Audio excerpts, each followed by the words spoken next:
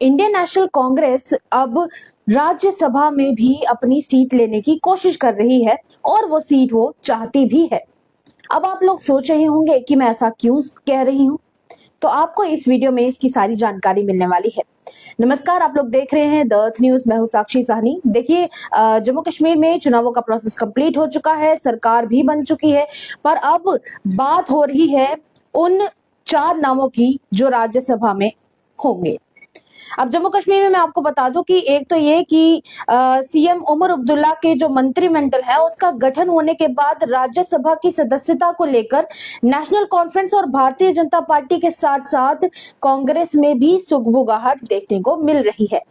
मैं आपको ये बता दूं कि इसी के साथ पार्टी के अंदर भी इस बात को लेकर ये डिस्कशन चल रही है, चर्चा चल रही है कि विधानसभा चुनाव में नेशनल कॉन्फ्रेंस के गठबंधन के साथ, क्योंकि प्री पोल अलायंस हुआ था इंडियन नेशनल कांग्रेस के बीच में और दूसरी तरफ नेशनल कॉन्फ्रेंस के बीच में और इंडियन नेशनल कांग्रेस के बीच में, इन दोनों के बीच में प्री पोल अलायंस हुआ था और उस प्री पोल अलायंस के चलते ही कश्मीर के लिए ज्यादातर सीटें कांग्रेस द्वारा छोड़ दी गई और अब राज्यसभा की 4 सीटों पर ये जो 4 सीटें होने वाली है उनमें से एक पर कांग्रेस की भी हिस्सेदारी कहीं ना कहीं बनती है।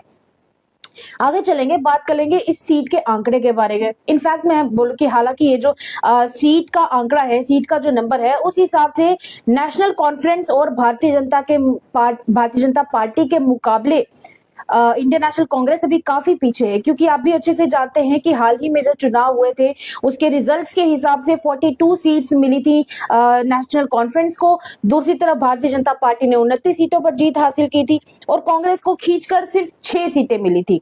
पर नेशनल कॉन्फ्रेंस की अगर बात की जाए तो उस हिसाब से 4 में से 3 सीटों के लिए जो पार्टी अध्यक्ष हैं और पूर्व सांसद रहे हैं डॉक्टर फारूक अब्दुल्ला, जो कि उनकी कहीं ना कहीं एक डिस्कशन रहने वाली है, कि एक प्रॉपर डिस्कशन हो रही है कि ये 3 नाम कौन कौन से रहने वाले। तो वो 3 नाम मैं आपको बता रही हूँ, उनके बाद जिनके बारे में चर्चा चल रही है। एक तो पहला जो नाम कहा जा रहा है वो नाम है डॉक्टर फारूक अब्दुल्ला का, दूसरी तरफ मोहम्मद रमजान का नाम सामने आ रहा है और तीसरी तरफ सजाद अहमद किचलू। इन तीनों के नामों के ऊपर अभी भी डिस्कशन चल रही है कि राज्यसभा के 4 मेंबर्स में से 3 मेंबर्स नेशनल कॉन्फ्रेंस की तरफ से कौन रहने वाले हैं।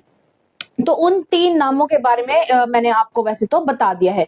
अब बात करेंगे कांग्रेस की। अभी कांग्रेस ने इनफैक्ट मैं बात करूंगी कि जम्मू कश्मीर प्रदेश कांग्रेस कमेटी के जो अध्यक्ष हैं तारिक अहमद कारा, उन्होंने ये डिसीजन लिया है कि जो भी कांग्रेस में काम नहीं करेगा, ठीक से काम नहीं कर रहे हैं जो पार्टी के कार्यकर्ता, उनको पार्टी से बाहर निकाल दिया जाएगा, उन्हें पार्टी से बाहर का रास्ता दिखा दिया जाएगा।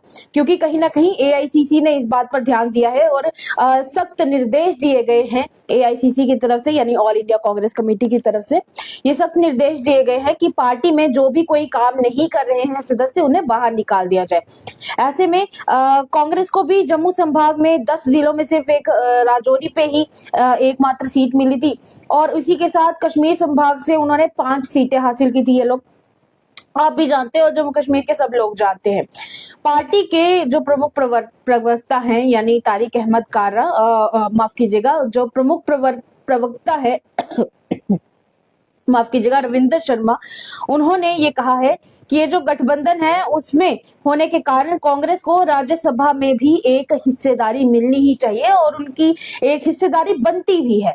अभी इस पे फिलहाल उन्होंने कोई चर्चा नहीं की है कि अगर सीट्स के बारे में डिस्कशन होता है तो फिर वो जो एक सीट है कांग्रेस की तरफ से किसको दी जाएगी और किसको आगे किया जाएगा। अभी डिस्कशन वहां पर हुई नहीं है, पर जल्द ही आने वाले समय में हो जाएगी। और इसी के साथ मैं आपको बता दूं कि तारिक अहमद कारा ने भी एक स्टेटमेंट दिया था जिसमें उन्होंने कहा था कि राज्यसभा में पार्टी के किसी भी सदस्य को शामिल करने में अभी वहां पर पार्टी में डिस्कशन हुई नहीं है, पर जल्द ही हो सकती है।